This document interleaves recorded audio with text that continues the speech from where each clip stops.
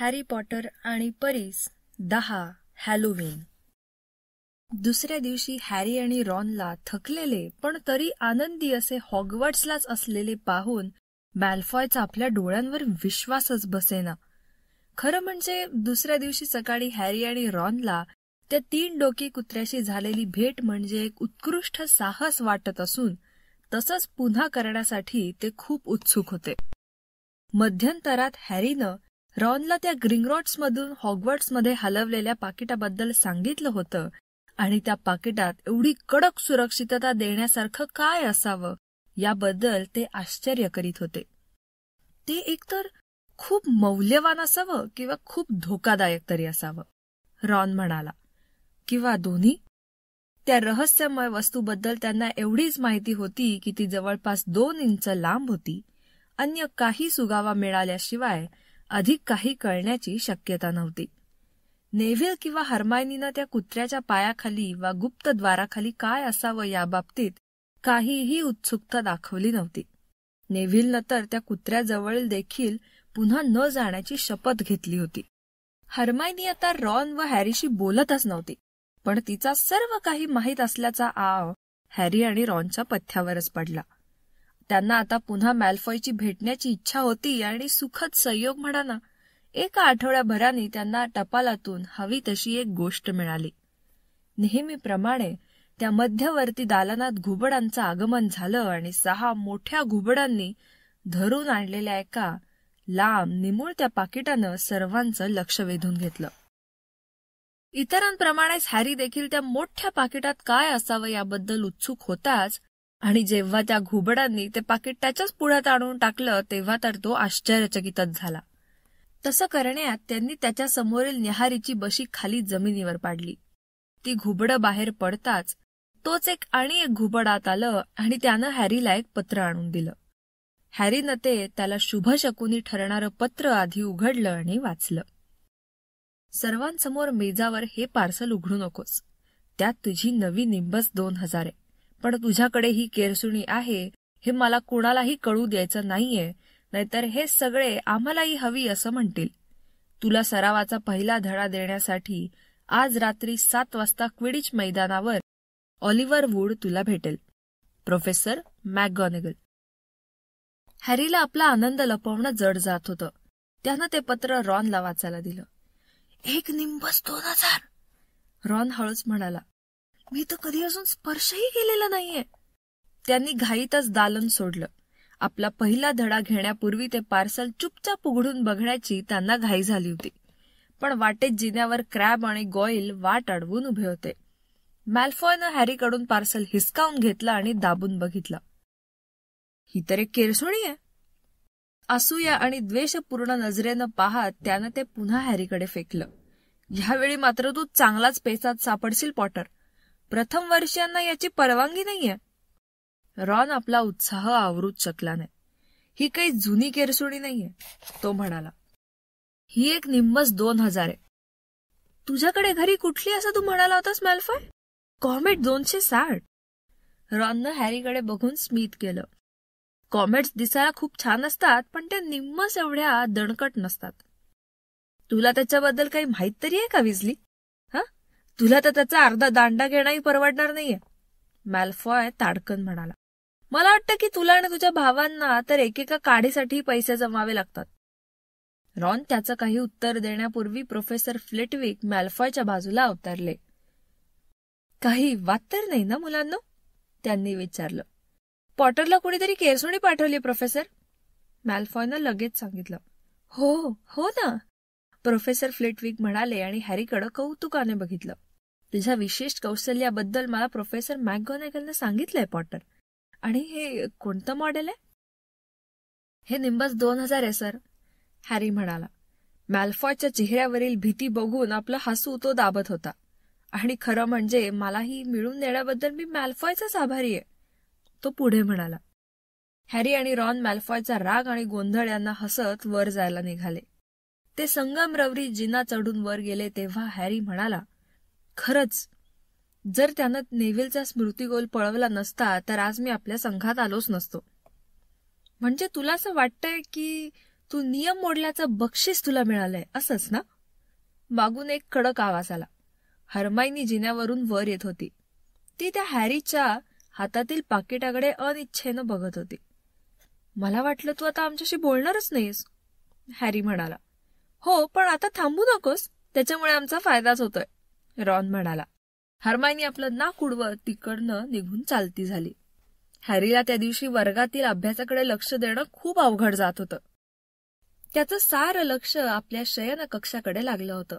त्यानं आपली नवी केरसुणी अंथरुणाखाली ठेवली होती. तिथं त्याचं मन जात होतं.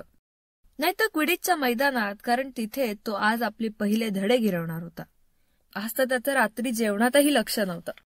कसं बसं खाऊन तो रॉन बरोबर धावतच वर गेला आणि त्यानं केरसुणीचं निंबस 2000चं पाकिट उघडलं. वा वा, हॅरीच्या अंथरुणावरील ती केरसुणी दिसताच रॉन आनंदानं म्हणाला. हॅरीला सुद्धा, जरी त्याला वेगवेगळ्या केरसुण्यांबद्दल फरक काहीच माहीत नव्हता, तरी ती एकदम छान वाटली.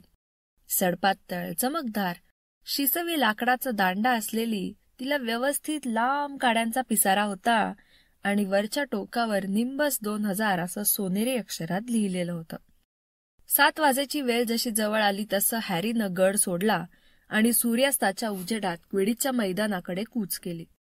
तो यापूर्वी स्टेडियमच्या आत कधी गेलाच नव्हता. मैदानाच्या चोहोबाजूला शेकडो बैठका प्रेक्षकांना उंचावरून खेळ नीट दिसावा म्हणून लावल्या होत्या. खेळाच्या मैदानाच्या दोन्ही टोकांवर 3 मोठाले सोनेरी खांब असून त्यांच्या टोकावर गोल कड्या होत्या. ते खांब बघून हॅरीला मगल पोरं साबणाचे फुगे उडवतील त्या नळ्यांची आठवण झाली. फक्त फरक एवढाच की ते खांब चांगले 50 फूट उंच होते. वूडची वाट पाहत असता हॅरी उडाला उतावळा झाला. तो केरसुणीवर स्वार झाला आणि त्यानं जमिनीवर टाच मारली. काय मजा येत होती. तो त्या गोल पोस्ट मधून आत बाहेर करीत मैदानावरही उडत होता. त्याच्या अगदी हलक्या इशाऱ्यावर निंबस 2000 त्याला हवी तशी उडत होती. पॉटर, खाली ये! ऑलिव्हर वूड येऊन पोचला होता. त्याच्या बगलेत एक मोठी लाकडी पेटी होती. त्याच्या जवळ अगदी हॅरी उतरला. खूपच छान, वूड म्हणाला. त्याच्या डोळ्यात आनंद दिसत होता. मॅकगॉनिगल जे म्हणत होत्या तेच मी बघितलं. तुझं उडणं अगदी नैसर्गिक होतं. मी तुला आज फक्त नियम शिकवणार आहे. त्यानंतर मग आठवड्यातून 3 दिवस संघाबरोबर सराव करायला येशील. त्यानं ती लाकडी पेटी उघडली. त्या 4 वेगवेगळ्या आकारांचे चेंडू होते. चला तर, वूड म्हणाला. क्विडिच हा खेळ समजायला सोपा आहे, पण खेळायला मात्र तसा सोपा नाहीये. प्रत्येक बाजूचे 7 गडी असतात. त्यातले 3 असतात चेसर्स, पाठलाग करणारे. 3 चेसर्स, हॅरीनं म्हटलं. वूडनं फुटबॉलच्या आकाराचा एक लाल भडक चेंडू काढला. या चेंडूला म्हणतात क्वॅफल, वूडनं सांगितलं. चेसर्स हा चेंडू एक दुसऱ्याकडे फेकतात आणि तो खांबावरील एका कडीतून टाकायचा प्रयत्न करतात. तो तसा टाकला गेला की 1 गोल मोजला जातो. एकदा असं केलं की 10 गुण मिळतात. समजलं ना? चेसर्स कॉफल फेकून त्या कडीत टाकण्याचा प्रयत्न करतात कारण गुण मिळावे म्हणून, हॅरीनं पुन्हा म्हटलं. म्हणजे बरंचसं 6 कडे आणि केरसुणे असलेल्या बास्केटबॉल सारखंच आहे, हो ना? बास्केटबॉल काय असतो? वूडनं विचारलं. जाऊ दे, हॅरीनं लगेच म्हटलं. आता दोन्ही बाजूला एक एक खेळाडू असा असतो ज्याला म्हणतात कीपर. मी ग्रायफिंडॉरचा कीपर आहे. मला त्या कड्याभोवती उडत राहून विरुद्ध बाजूच्या खेळाडूंना गोल करण्यापासून थोपवायचं असतं. 3 चेसर्स, 1 कीपर, हॅरी म्हणाला. तो सगळं पाठ करून ठेवण्याचा प्रयत्न करीत होता. आणि हे क्वॅफल नावाच्या चेंडूने खेळतात. बरोबर, समजलं. पण आता ते कशासाठी आहेत? हॅरीनं पेटीत ठेवलेल्या 3 चेंडूंकडे बोट दाखवून विचारलं. मी आता तुला दाखवतो, वूड म्हणाला. हे धर. त्यानं हॅरीकडे एक दांडा दिला. तो बराचसा गोलाकार बॅट सारखा होता. मी तुला आता हे ब्लझर्स काय करतात ते दाखवतो. हे 2 ब्लझर्स आहेत. त्यानं हॅरीला 2 सारखे काळे कुळकुळीत चेंडू दाखवले. क्वॅफलपेक्षा ते जरा लहान होते. हॅरीच्या हे लक्षात आलं की पेटीत असताना बांधून ठेवलेल्या पट्ट्यातून ते सुटू बघत होते. मागे हो, वूडनं हॅरीला इशारा केला. तो वाकला आणि त्याने एक ब्लझर मोकळा केला. एकदम तो काळा चेंडू उंच उडाला आणि त्यानं हॅरीच्या तोंडाचा नेम घेतला. हॅरीनं प्रसंगावधान राखून हातातील गोल बॅटनं त्याला अडवला आणि आपलं नाक वाचवलं. पण त्यानंतर तो हवेत नागमोडी फिरत राहिला. त्यांच्या डोक्यांच्या अवतीभोवती फिरला आणि शेवटी वूडकडे वेगानं आला. पण वूडनं त्याच्याहून उंच उडी मारली आणि त्याला जमिनीवर दाबला. बघितलंस? धापा टाकत वूड म्हणाला आणि त्या धडपडणाऱ्या ब्लझरला पेटीत दाबून पट्टा लावून बंद केला. हे ब्लझर्स आहेत ना, ते खेळाडूंच्या अवतीभोवती वेगानं फिरतात आणि त्यांना त्यांच्या केरसुणीवरून खाली पाडायचा प्रयत्न करतात. म्हणून प्रत्येक संघात 2 नॉटर्स असतात. विजली जुळे भाऊ आपल्या संघामध्ये आहेत. त्यांचं काम आपल्या बाजूच्या खेळाडूंना वाचवून ब्लझर्सना दुसऱ्या बाजूच्या खेळाडूंकडे दामटवायचं असतं. तर मग तुला सारं आलं लक्षात? 3 चेसर्स प्रयत्न करून क्वॅफलच्या सहाय्यानं गुण मिळवतात. कीपर गोल पोस्टवर रक्षण करतो. बीटर्स जे ते ब्लझर्सना आपल्या खेळाडूंपासून दूर ठेवतात. हॅरीनं पुनरावृत्ती केली. खूपच छान, वूड म्हणाला. पण ब्लझर्सनं कधी कुणाला ठार मारलंय का? हॅरीनं विचारलं, पण त्याला वाटलं असं विचारायला नको होतं. हॉग्वर्ट्समध्ये कधीच नाही. 1-2 जणांचे जबडे फुटलेत, पण त्याहून अधिक काही नाही. तर आता राहिला एक गडी, सीकर किंवा शोधक. तो तू आहेस. आणि तुला क्वॅफल किंवा ब्लझर्सची चिंता करायचं काही कारण नाही. जोपर्यंत ते माझं डोकं फोडत नाही तोपर्यंत काळजी करू नकोस. विजली बंधू ब्लझर्सना पुरून उरणार आहेत. खरं म्हणजे ते दोघे जणू मानवी ब्लझर्सची जोडीच आहे असं म्हणू शकतो. वूडनं आपल्या पेटीकडे बघून शेवटचा 4था चेंडू बाहेर काढला. क्वॅफल आणि ब्लझर्सच्या तुलनेत आकाराने तो खूपच लहान होता. एका मोठ्या अक्रोडा एवढा. तो चमकदार सोनेरी रंगाचा असून त्याला चांदीचे इवलेसे फडफडणारे पंख होते. हा सोनेरी स्निच. हा सोनेरी स्निच असून हा या खेळातील सर्वात महत्वाचा चेंडू आहे, वूड म्हणाला. तो अतिशय जलद आणि चपळ असल्याने तो सहज दिसत देखील नाही. सीकरचं काम म्हणजे त्याला पकडणं. चेसर्स, बीटर्स, ब्लझर्स आणि क्वॉफल्स यांना चुकवत तुम्हाला तो दुसऱ्या सीकरच्या आधी पकडायचा असतो. कारण जो सीकर स्निचला पकडतो त्याच्या संघाला एकदम अधिक असे 150 अतिरिक्त गुण मिळतात. त्यामुळे तो संघ सहज जिंकतो. म्हणूनच सीकरला बाद करायचा खूप प्रयत्न केला जातो. हा क्विडिचचा खेळ स्निच पकडल्यावरच संपतो. म्हणून तो वर्षानुवर्ष चालत राहतो. मला वाटतं आतापर्यंतचा विक्रम 3 महिन्यांचा आहे. दोन्ही संघांना सारखे खेळाडू बदलत राहावे लागतात. म्हणजे काहींना झोप घेण्यास सवड मिळते. तर हा असा खेळ आहे. काही विचारायचंय? हॅरीनं नकारार्थी मान हलवली. त्याला काय करायचं हे तर कळलं होतं, पण ते कसं करायचं हाच खरा प्रश्न होता. आपण अजून स्निच घेऊन सराव करणार नाही, वूड त्या चेंडूला काळजीपूर्वक पेटीत बंद करत म्हणाला. आता बराच अंधार झालाय आणि आपण तो हरवण्याची शक्यता आहे. पण आता आपण या दुसऱ्या चेंडूंनी थोडा सराव करूया. असं म्हणून त्यानं सामान्य गोल्फ चेंडूंची एक पिशवी काढली आणि थोड्याच वेळात तो आणि हॅरी हवेत उडत होते. वूड ते गोल्फचे चेंडू चहू बाजूस वेगानं उडवीत होता आणि हॅरीला ते धरायचे होते. हॅरीनं एकही चेंडू सोडला नाही आणि ते बघून वूडला खूप आनंद झाला. अर्ध्या तासानंतर बरीच रात्र झाली होती आणि त्यानंतर त्यांना खेळणं शक्य नव्हतं. त्या क्विडिच चषकावर यावर्षी आपलं नाव कोरलं जाणार. गडावर परतताना आनंदित झालेला वूड म्हणाला. तू जर चार्ली विजलीपेक्षाही सरस निघालास तर मला आश्चर्यच वाटणार नाही. तो जर ड्रॅगन्सच्या नादी लागला नसता तर इंग्लंडच्या संघातून नक्की खेळला असता. आठवड्यातनं 3 दिवस क्विडिचचा सराव आणि शिवाय इतर गृहपाठ यात हॅरी इतका व्यस्त झाला की आपल्याला हॉग्वर्ट्सला येऊन 2 महिने झाले देखील हे त्याच्या लक्षातच आलं नाही. प्रिव्हिट ड्राईव्हला कधीही वाटलं नाही, पण इथं गडावर मात्र त्याला अगदी घरच्यासारखं वाटत होतं. त्याला त्याच्या अभ्यासातही अधिकाधिक रस वाटू लागला होता, कारण त्यांचे आता प्राथमिक धडे पूर्ण झाले होते. हॅलोवीनच्या दिवशी सकाळी त्यांना जाग आली ती बोळात दरवळणाऱ्या भाजलेल्या भोपळ्याच्या सुगंधाने. त्याहून चांगलं म्हणजे संमोहनाच्या वर्गात प्रोफेसर फ्लिटविकनी घोषणा केली की त्यांची आता हवेत पदार्थ उडवण्याची तयारी झालीय.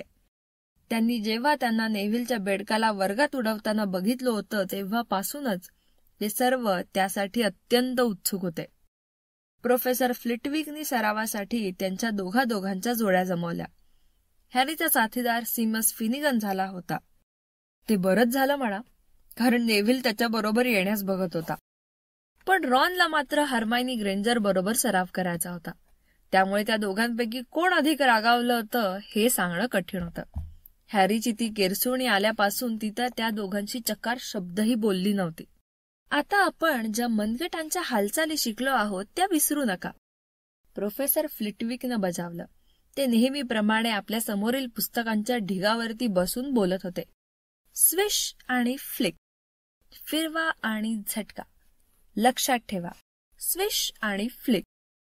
जादूचे शब्द नीटपणे उच्चारणं अतिशय महत्वाचं असतं. जादूगार बारूफियोला कधी विसरू नका. त्यानं एकदा फच्या जागी स असा उच्चार केला आणि दुसऱ्या क्षणी तो जमिनीवर उताणा पडला होता आणि त्याच्या छाताड्यावरती एक रेडा उभा होता. हे फारच कठीण होतं. हॅरी आणि सीमसनं फिरवलं, झटकलं, पण ते पीस आकाशाकडे झेपावं अशी अपेक्षा होती, खाली डेस्कवरच पडलेलं होतं.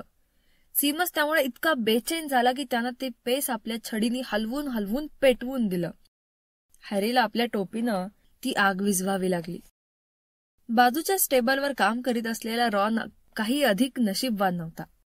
विंगार्डियम लेव्हिओसा, तो ओरडला व आपले लांब हात पवनचक्कीप्रमाणे फिरवले. तू चुकीचं म्हणतोयस, हॅरीनं हर्मायनीला म्हणताना ऐकलं. ते विंगर्डियम लेव्हिओसा असं आहे. त्यातील गरचा उच्चार नीट कर चांगला. हर्मायनीनं आपल्या झग्याच्या भायावर सरकवल्या, आपल्या कांडीला झटका दिला आणि ती म्हणाली, विंगार्डियम लेव्हिओसा. त्यांचं वालं पीस डेस्कवरून उडालं आणि त्यांच्या डोक्याच्या वर अदमासे 4 फुटावर फिरत राहिलं. अरे वा, छान. प्रोफेसर फ्लिटविक ओरडले आणि टाळ्या वाजवल्या. प्रत्येक जण इकडे बघा, हर्मायनी ग्रेंजरनं ते करून दाखवलंय. वर्ग संपला तेव्हा रॉन घुसचातच होता. तिच्याबरोबर कोणीच काम करू शकणार नाही. बोळातील गर्दीतून पुढे जात तो हॅरीला म्हणाला, ती म्हणजे निव्वळ त्रासदायक आहे, एखाद्या दुःखद स्वप्नासारखी. ते पुढे जात असता कोणीतरी हॅरीला धक्का मारला. ती हर्मायनी होती. हॅरीनं तिचा चेहरा बघितला तर तिचे डोळे भरले होते. मला वाटतं तिनं तुझं बोलणं ऐकलं. तिला आता कोणी मित्र नाहीत हे जाणवलं असावं. मग? रॉन म्हणाला, पण तो देखील जरा अस्वस्थ वाटला. हर्मायनी त्याच्यानंतर वर्गात आली नाही आणि नंतर दिवसभरातही दिसली नाही.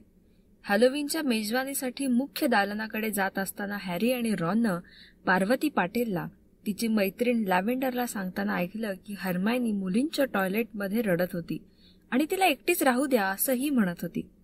त्यावर रॉन पुन्हा अस्वस्थ झाला, पण दुसऱ्या क्षणी ते मुख्य दालनात प्रवेशले. तिथली हॅलोवीनची सजावट पाहून ते हर्मायनीला विसरले. 1000 वटवाघुळं भिंतीवर आणि छतावर फडफडत होती आणि शिवाय 1000 मेजांवरून उडत असल्याने काळे ढग जमल्यासारखे वाटत होते. त्यामुळे भोपळ्यांवर लावलेल्या मेणबत्त्या थरथरत होत्या. सोनेरी बशांमध्ये एकदम मेजवानी अवतरली, अगदी तशीच जशी सत्राच्या सुरुवातीच्या जेवणाच्या वेळी आली होती. हॅरी एक भाजगा बटाटा खाण्याच्या विचारात होता तेव्हाच प्रोफेसर क्विरल धावतच दालनात आले. त्यांचा फेटा अस्ताव्यस्त होता आणि चेहरा भयभीत. सगळ्यांनी एकदम त्यांच्याकडे बघितलं. ते प्रोफेसर डंबलडोरच्या खुर्चीजवळ जाऊन टेबलाजवळ बचकड मारली आणि धापा टाकत म्हणाले, राक्षस तळघरात, मला वाटतं तुम्हाला सांगावं. आणि ते बेशुद्ध होऊन कोसळलेच. तिथे एकदम हल्ला कल्लोळ माजला. तो शांत करण्यासाठी प्रोफेसर डंबलडोरच्या कांडीतून जांभळे फटाके उडाले. प्रिफेक्ट्स, आपल्या गृहाच्या मुलांना ताबडतोब आपल्या छात्रवासाकडे घेऊन जा, ते गरजले. पर्सी लगेच पुढे झाला. माझ्या मागे या, एकत्र राहा सगळे प्रथम वर्षी. तुम्ही जर माझी आज्ञा नीट ऐकलीत तर त्या दैत्याला भिडण्याचं काहीही कारण नाही. आता माझ्या अगदी मागे राहा. जरा वाट द्या बरं, प्रथम वर्षी येतात. मला माफ करा, मी प्रिफेक्ट आहे. एक राक्षस आत कसा येऊ शकला? जिना चढत असताना हॅरीनं विचारलं. मला विचारू नकोस, ते तद्दन मूर्ख आहेत, रॉन म्हणाला. कदाचित पीव्हीजनं हॅलोवीनची गंमत म्हणूनही त्याला आत घेतलं असेल. वेगवेगळ्या दिशेने जाणाऱ्या वेगवेगळ्या लोकांच्या जवळून ते पुढे गेले. गोंधळलेल्या हफलपफवाल्यांना गर्दीतून वाट काढत असताना हॅरीने एकदम रॉनचा हात धरला. मला एकदम आठवलं, हरमायनी, तिचं काय? तिला या दैत्याबद्दल काहीच ठाऊक नाहीये. रॉननं आपले ओठ चावले. ठीक आहे, पण पर्सीनं आपल्याला बघायला नको. खाली वाकत ते हफलपफ वाल्यात मिसळले आणि जे दुसरीकडे जात होते. एका रिकाम्या बोळात शिरून ते मुलींच्या टॉयलेटकडे गेले. ते कोपऱ्यावर वळतच होते तेवढ्यात त्यांना आपल्या मागे कुणाची तरी घाईत असलेली चाहूल ऐकू आली. पर्सी! रॉन फुसफुसला आणि त्यानं हॅरीला एका दगडी ग्रिफिन, गरुडाचं डोकं आणि सिंहाच्या शरीराच्या मागे खेचलं. तिथून वाकून बघताना त्यांना तिथे पर्सी नव्हे तर स्नेप दिसला. त्यानं बोळ पार केला आणि दिसेनासं झाला. तो इथे काय करतोय? तो इतर शिक्षकांबरोबर खाली तळघरात का नाही गेला? हॅरी म्हणाला. मला काय ठाऊक. जेवढं जमेल तेवढ्या हळूच ते स्नेपच्या चाहुलीनं त्याच्या मागे निघाले. तो तर 3ऱ्या मजल्यावर जातोय, हॅरी म्हणाला, पण रॉननं त्याचा हात धरला. तुला काही वास येतोय? हॅरीनं जोरात श्वास घेतला तर त्याच्या नाकात दुर्गंध शिरला. जुने मोजे आणि कधी कुणी स्वच्छ न केलेल्या संडासाच्या दुर्गंधांचं मिश्रण असावं तसा. आणि मग त्यांना ते ऐकू आलं. एक हलक्या आवाजातील गुरगुरणं आणि राक्षसी पावलांचा आवाज. रॉननं बोट दाखवलं बोळाच्या दुसऱ्या टोकाला. डावीकडे काहीतरी प्रचंड त्यांच्याच दिशेने येत होतं. ते अंधारात लपून राहिले आणि चंद्रप्रकाशात पुढे आलेलं त्यांनी ते बघितलं. ते भयानकच दृश्य होतं. 12 फूट उंच, रंग अगदी फिकट, दगडी, भुरा. त्याचं प्रचंड शरीर म्हणजे एक मोठा कातळ, त्यावर छोटंसं टकलं डोकं एखाद्या नारळाप्रमाणे ठेवलेलं. झाडाच्या बुंध्यासारखे असलेले त्याचे पाय आखूड, चपटे आणि शिंगासारखे होते. त्याचा दुर्गंध भयंकर होता. हातातील लाकडाचं मुदगल त्याच्या लांब हातांमुळे जमिनीवर घासत होतं. तो दैत्य एका दारापाशी थांबला आणि आत डोकावला. त्यानं आपले कान हलवले, काहीतरी विचार केला आणि हळूच खोलीत शिरला. त्या कुलपात किल्ली अडकलीये, आपण त्याला आत बंद करू शकतो, हॅरी म्हणाला. छान कल्पना आहे, रॉन घाबरतच म्हणाला. ते त्या खुल्या दाराकडे हळूहळू सरकले. तोंड कोरडी पडली होती. दैत्य लगेच येऊ नये अशी प्रार्थना ते करत होते. एका उडीतच हॅरीनं दार खेचलं, चावी फिरवली आणि कुलूप लावून घेतलं. चला. आपल्या विजयाच्या आनंदात ते त्याच मार्गानं पळतच परतले, पण ते कोपऱ्यावर पोहोचले तोच एक आवाज ऐकून त्यांच्या हृदयाचे ठोकेच थांबले. ती एक भयंकर किंकाळी होती आणि ती देखील त्यांनी नुकत्याच बंद केलेल्या खोलीतून आली होती. नाही नाही नाही, रॉन म्हणाला. तो त्या ब्लडी बॅनरसारखा पांढरा फटक पडला होता. तो मुलींच्या टॉयलेटमधून येतोय, हॅरी घाबरतच म्हणाला. हरमायनी, ते दोघं एकदम म्हणाले. त्यांना तसं करण्याची मुळीच इच्छा नव्हती, पण यावेळी त्यांच्या पुढे काहीच पर्याय नव्हता. पुन्हा वळून ते त्या दाराकडे धावले आणि घाबरतच त्यांनी किल्ली फिरवली. हॅरीनं दार उघडलं. ते आत धावले. हरमायनी ग्रेंजर समोरच्याच भिंतीपाशी किंचाळत होती. ती केव्हाही बेशुद्ध होण्याच्या अवस्थेत होती. तो दैत्य तिच्याकडेच चालला होता. वाटेतील वॉश बेसिन्स लाथेनी उडवत होता. त्याला गोंधळात पाडूया, हॅरी रॉनला म्हणाला. त्याने एक तोटी उचलून शक्य तेवढ्या जोरानं भिंतीवर आदळली. हरमानीपासून काही फुटांवर तो दैत्य थांबला. तो थोडा वळला आणि आवाज कसा तर झाला ते शोधू लागला. त्याच्या बारक्या डोळ्यांनी त्यानं हॅरीला बघितलं. तो जरा भांबावला, मग आपला दांडा उचलून त्याच्याकडे वळाला. अरे भोंदू! खोलीच्या दुसऱ्या टोकावरून रॉन ओरडला. त्यानं एका लोखंडाचा तुकडा त्या दैत्यावर फेकला. आपल्या खांद्यावर आपटलेल्या त्या नळाच्या तुकड्याचा त्या दैत्यावर काहीच परिणाम झालेला दिसला नाही. पण त्यानं ते ओरडणं ऐकलं. जरा थांबला आणि आता आपला मोर्चा रॉनकडे वळवला. तेवढ्यात हॅरीला पळायला मोका साधता आला. चल ये लवकर, पळ पळ, हॅरी हरमायनीला ओरडून म्हणाला. तो तिला दाराकडे ओढूनच घेऊन जात होता, पण ती हलतच नव्हती. ती अजूनही भिंतीला खेटूनच उभी होती. तिचं तोंड भीतीने उघडं होतं. ते ओरडणं आणि त्याचे प्रतिध्वनी ऐकून तो दैत्यही सैरा वैरा धावू लागला. पुन्हा गरजला आणि रॉनच्या दिशेने वळाला. तो त्याच्यापासून सर्वात जवळ होता आणि त्याला पळून जायला मार्ग नव्हता. हॅरीनं मग असं काहीतरी केलं जे धाडसाचं होतं आणि मूर्खपणाचंही. त्यानं पळत जाऊन एक उंच उडी घेतली आणि आपले हात पाठीमागून त्या दैत्याच्या मानेभोवती आवळले. आपल्या मानेवर लटकलेला हॅरी त्या दैत्याला मुळीच जाणवला नाही, पण त्याच्या नाकात काहीतरी घातलं तर त्यालाही ते जाणवायला हवंच ना.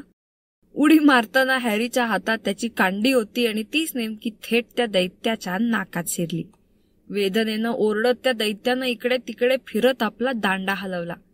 तिकडे हॅरी त्याच्या गळ्यात लटकून आपला जीव वाचवण्याचा प्रयत्न करत होता. कुठल्याही क्षणी तो दैत्य त्याला मारू शकत होता. आपल्या दांड्यानं त्याला हाणू शकत होता. घाबरल्यामुळे हर्मायनीनं जमिनीवर बसकण मारली होती. रॉनही आपली छडी काढली आणि आपण काय करतो हे कळण्यापूर्वीच त्याला आठवलेला पहिलाच मंत्र म्हटलेला त्याला ऐकू आला, विंगाडियम लेव्हिओसा. त्या दैत्याचा दांडा एकदम त्याच्या हातातून उडाला. उंच उंच हवेत उडाला, हळूच वळला आणि प्रचंड जोरानं त्याच्या मालकाच्याच डोक्यावर आदळला. तो दैत्य जागीच धडपडला आणि खाली जमिनीवर आपल्या तोंडावर आपटला. तो दणका एवढा प्रचंड होता की सबंध दालन हादरलं. हॅरी आपल्या पायांवर उभा झाला. तो थरथरत होता आणि दमलाही होता. रॉन आपली कांडी अजूनही उंचावूनच उभा होता आणि त्यानं जे काही केलं त्याच्याकडे स्वतःच आश्चर्याने पाहत होता. सर्वात आधी हर्मायनीच्या तोंडून शब्द उमटले, तो मेलाय का? मला तसं वाटत नाही, हॅरी म्हणाला. मला तर वाटतं तो नुसता बेशुद्ध झाला असावा. तो वाकला आणि आपली कांडी त्या दैत्याच्या नाकातून ओढून बाहेर काढली. एखाद्या भुरकट गोंद्यासारखी चिकट पदार्थांनी ती बरबटली होती. अरे देवा, दैत्याच्या नाकातील शेंबूड. त्यानं ती छडी दैत्याच्याच पॅन्टला पुसली. एकदम दार वाजलं, मोठ्यानं पावलं वाजली आणि त्या तिघांनी तिकडे बघितलं. त्यांनी काय काय गोंधळ घालून ठेवला होता त्याची त्यांना कल्पनाच नव्हती. पण खालच्या मजल्यावर कोणीतरी सामान आपटल्याचे आणि दैत्याच्या ओरडण्याचे आवाज ऐकले असणार. दुसऱ्या क्षणी प्रोफेसर मॅकगॉनेगलनं तिथे धाडकन प्रवेश केला. तिच्या लगेच मागे स्नेपही होते आणि क्विरल सर्वात मागे. क्विरलने एकदा त्या दैत्याकडे बघितलं, एक हलका कणल्यासारखा आवाज काढला आणि आपल्या छातीवर हात धरून जवळच्याच टॉयलेट सीटवर बचकण मारली. स्नेप त्या दैत्यावर वाकले. प्रोफेसर मॅकगॉनेगल रॉन व हॅरीकडे बघत होत्या. हॅरीनं त्यांना कधीच एवढं रागवलेलं बघितलं नव्हतं.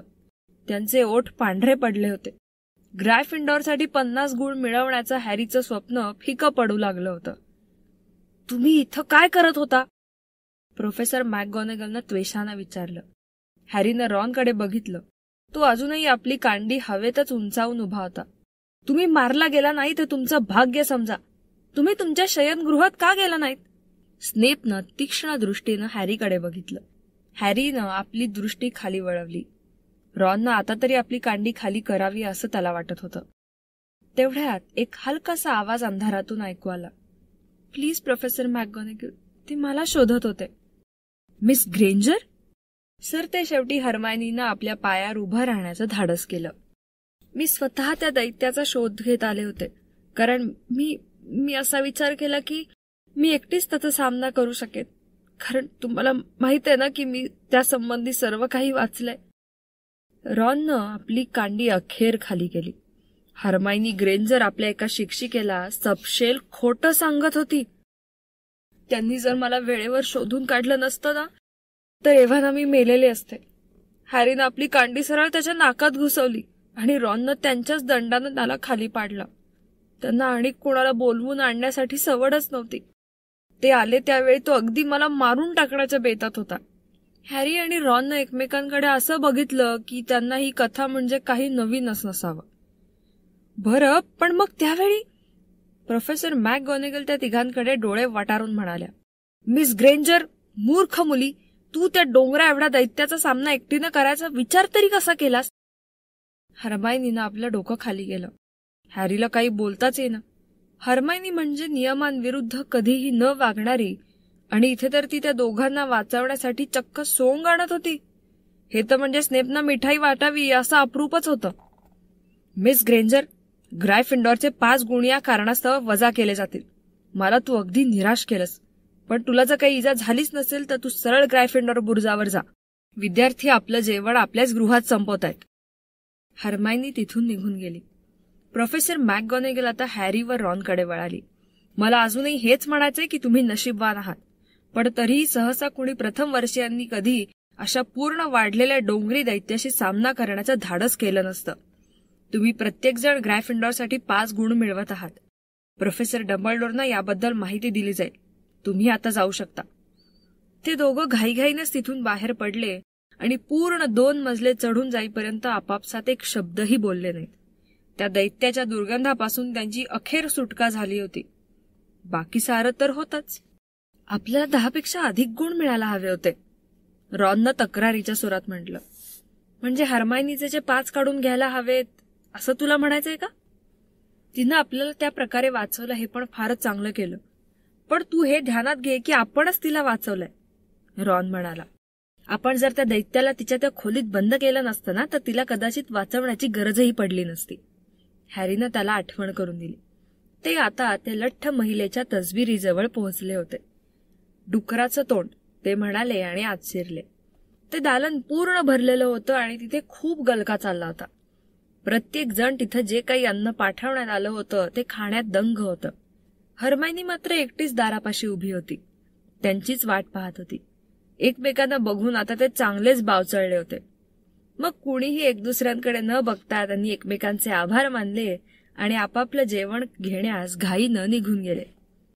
पण त्या क्षणापासून हर्मायनी ग्रेंजर त्यांची दोस्त झाली होती. काही गोष्टी अशा असतात ना की त्या तुम्ही एकमेकांची आवड असल्याशिवाय उपभोगू शकत नाही, आणि 12 फूट डोंगरी दैत्याला सपशेल आडवा पाडणं ही त्यातलीच एक होती.